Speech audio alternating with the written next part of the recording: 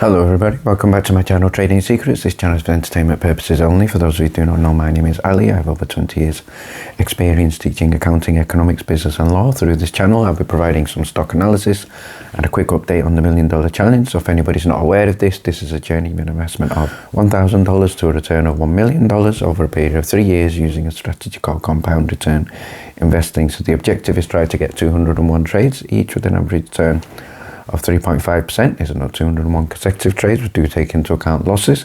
So for further details about how to join us for less than $9 a month, information is available in the description below.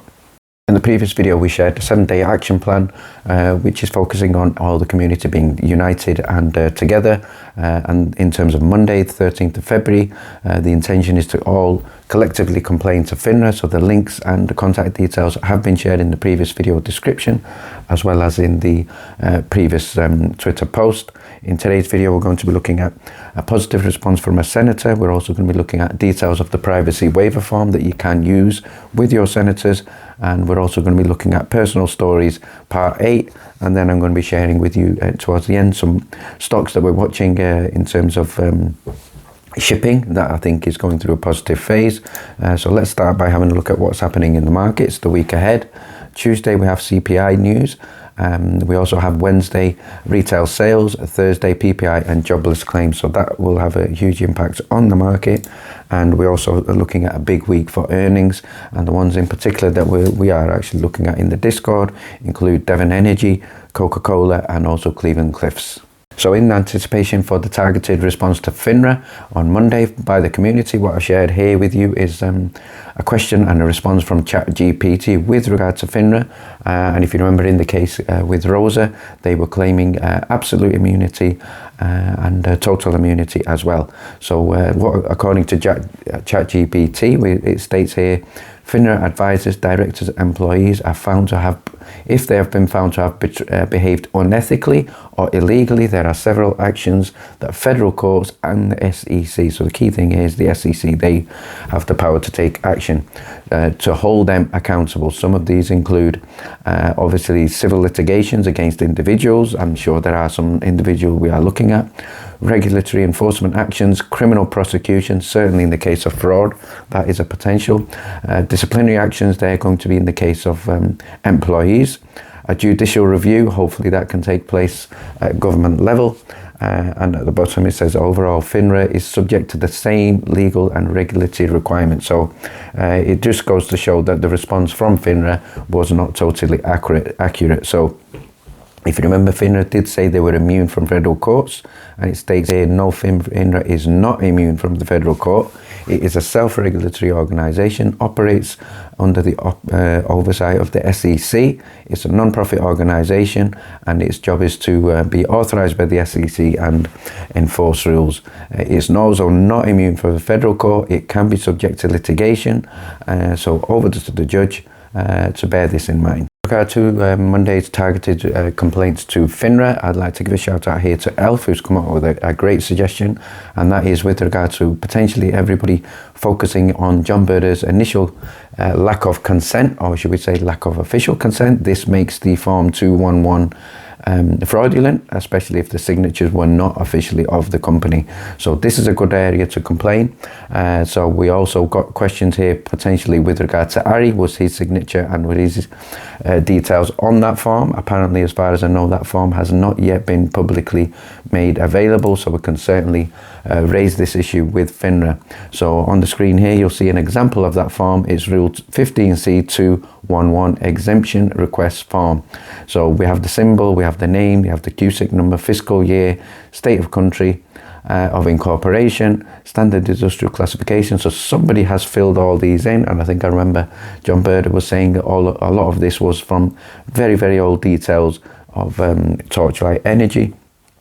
And the other thing that we can also look at here is next update is with regard to one of the senators. So this is by the name of Senator Mark Kelly, who's responded to one of the investors by the name of Doug. And he stated here, thank you for the recent communication. My office is ready to assist you with matters involving a federal agency. So this is a very positive response from the senator. In order to support you In resolving your situation, my office must receive a signed Privacy Act waiver form. Please also include copies of any supporting documents and a letter detailing your problem and the action you are requesting. Please send the information to my office using one of the following methods. So if anybody else is in Arizona, which I think is the area of Mark Kelly, it could be a good idea to come up with a collective campaign with Mark so he can look at different aspects as well. So next thing I'd like to share with you is details of how to write a Privacy Act request, especially if your senator is asking for this. If you go to the US Department of Treasury website, it will tell you here when you should make a request for notification or access. So the details and information is shared there. It includes your personal details. You also have to give authorization, description of your complaint, which obviously is going to be with regard to FINRA. On the website, you also have two areas here which I think could be relevant. First one is Financial Crimes Enforcement Network, and I think the other one is Internal Revenue Service. So certainly these are two maybe we could also target. What I'd now like to do is continue with our series with regard to your personal MMTLP story. So the first one we're going to look at today is a retired 70-year-old Vietnam combat vet.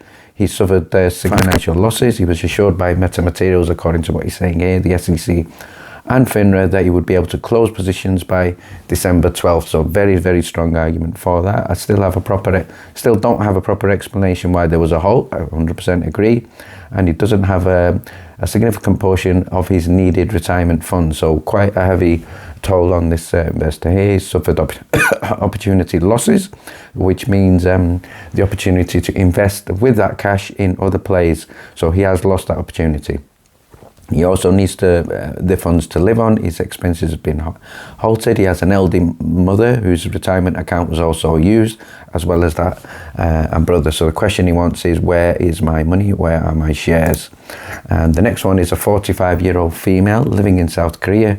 She's going through a divorce with an abusive narcissist, and is likely to be homeless in less than 4 months after the divorce.